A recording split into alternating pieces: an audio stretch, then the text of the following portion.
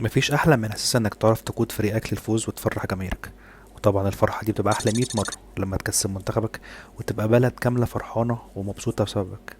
بس تخيل معايا العكس، لما تغلط غلطة مش بس تزعل منها جماهيرك، ده انت كمان وللأسف زعلت أخطر مافيا موجودة على الأرض في وقتها.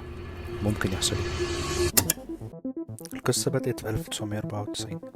منتخب كولومبيا كان بداية كأس العالم وكان عنده فرصة كويسة جدا في صعود من المجموعات. كل اللي كان محتاجه هو فوز أو تعادل قصاد المنتخب الأمريكي، وده خلى ناس كتير من الكارتيل الكولومبي يدخلوا مراهنات بمبالغ كبيرة على إنهم يتأهلوا. الماتش كان ماشي كويس لحد ما في الدقيقة 35 حصل ده.